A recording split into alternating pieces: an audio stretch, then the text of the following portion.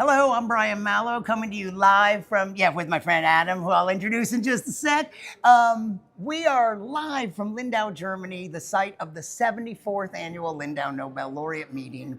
And this year it's a chemistry meeting, and there are about 30 Nobel laureates and over 600 young scientists from over 80 countries. Now, this is not one of the current young scientists, but in fact, in the 74 years of this meeting, there have been some 35,000 young scientist attendees that are now part of the Lindau Alumni Network.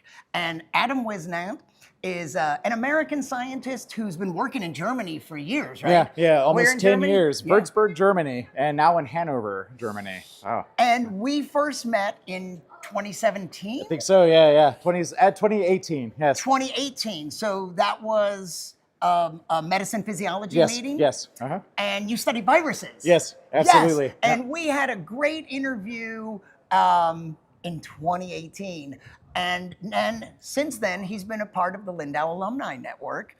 And that's why most alumni don't get to attend a second meeting. I mean, one of the jokes of the meeting is unless you win a Nobel Prize. You can only attend one time unless you win a Nobel Prize, then you can come back. But there are some exceptions. So you're a part of this alumni network. And what is it that led to your being here this year? So that's one thing. So Christoph and the Alumni Network, they're very good about sending periodic updates. I like it. It's a fine balance. You know, it's not too frequently that I just delete them automatically, but they provide interesting content. It's good to keep abreast. And that's one of the things. So this year they provided information on the Families for Nature call to action.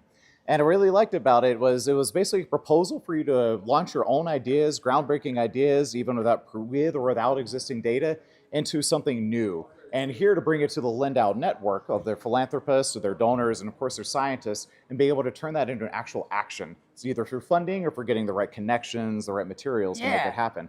So this call went out and you had a project to pitch that you'd like funding to develop? Yeah, absolutely. Yeah. So my project is actually, of course I work with viruses and I get into a lot of sequencing for human health and the bioinformatics AI tools for annotating things. And the real, I'd say almost a travesty is that, we have hundreds folds of these tools for every question in human health, yet hardly any application back to environmental health for common organisms. So as a virologist, we're always trying to find new innovations in disease. Yet while, when as a eco nerd, somebody reading the news, I'm always stuck hearing about species, local populations getting wiped out by diseases, and they don't have any of the fractions of the investment. So what we were talking about, you mean like, you mentioned frogs and the chytrid virus and bats. Yeah, so the white nose fungus. And that's also one thing I like about a lot of these genomics tools is basically you can boil everything down to this A, T, C, and G that makes up an organism, be it an RNA virus or be it a plant virus or a fungus that's coming into it. So exactly, we have, it was just a couple of months ago, end of May, that we just finally realized the two major types of white nose fungus in bats, whether it's coming from Europe or North America, and how these affect the local bats in those populations. And this virus, this was something that's been wiping things down since I was a teenager. I'm no longer the young scientist, but it's the same with the amphibians. We're just starting to finally scratch the surface of, okay, how many types of this fungus are there, and why is it wiping so many different amphibians out in different locations of the globe? And a lot of it is we just kind of assumed, we ended up looking at them as, little spots in a petri dish. We see the colony morphology. We're in the molecular age. We're in the age of DNA diagnostics and RNA sequencing and technologies, mRNA vaccines. And now that we're taking a proper molecular look at this, it's major gaps are being uncovered in environmental evolution and ecology. And that's what I got invited here to propose, was using a lot of this metagenomics and AI-based platforms and identifying viruses, predicting dangers, as well as possibly making new diagnostic assays, be able to do that for conservation. What is metagenomics exactly? So basically a way, we say that, so meta is a nice way of putting a extra layer on everything. So we have our genome on our cells. But, for instance, me, I'm just not one human organism. Actually, most of the cells in my body are going to be a collection of bacteria, both on the surface of me, doing very beneficial roles. They're producing oils, other compounds to prevent, pathogens from infecting my skin, especially within the guts. lots of nutrients being recycled. I'm a collection of 9 trillion different cells, thousands of different species. You contain multitudes. Exactly, I contain multitudes. And metagenomics is exactly that, finding the totality of those multitudes and how they work together. So, okay, what parts of me actually communicate to the parts of bacteria, and how do we do this in mutual beneficial reactions? And pathogens are exactly the same of that, where they're also part of that community, but they're taking much more selfish gains which impact the rest of it. So it's essentially, that's what we mean by metagenomics, the totality of what it is to be us. So there was a session today, and you and other scientists with previous alums that had a variety of projects had an opportunity to pitch. How much time did you have? So we had 10 minutes to kind of sell off our futures or the ideas of it, which is actually perfectly fine, as a groundbreaking conceptual stage. To an audience of esteemed council members and potential investors? Yep, absolutely. So philanthropists, other scientists, and exactly, other council members on here. And it's quite an amazing group as well. Of course, there's people doing ecology, the typical things related to us. We also had people doing engineering for space, or trying to look at, okay, the structure, how has the internet evolved itself? So not directly related into science, but still very interested in, okay, how can we take this big data platforms and even, possibly tailor them into different fields? Yeah. So how did it go? Did you think? I think it went really well. I got some very good feedback. It was a very interesting group to see. So I think I'm very excited to try to put things together in action. Yeah. So very useful for getting contacts. Photobomb. There's a couple of them actually. Oh, really? Yeah. Well, they seem so friendly towards you, so it must have gone pretty well. Yeah, exactly. Yeah. Thank you. I appreciate Excellent. that. And some of them sat at dinner with you, so they must not have hated you. No, they're making me swoon. But no, I think it was an exciting time. I'm very glad to have had the opportunity. Appreciate Christoph for sending the email.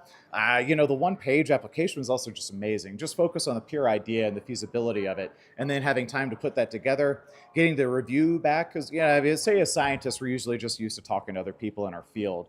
We use a lot of jargon, or we have to convince people that what we're doing is better than what they're doing. But here it's just no, we were sort of free of that. We had to convince people, okay, what are the exciting opportunities of this? And it was great to just focus on the science, So focus again, on the goals. This is some of our audience might be the general public, but a lot of our audience we'd like to think are young scientists who might someday want to apply to come to the Lindau meeting.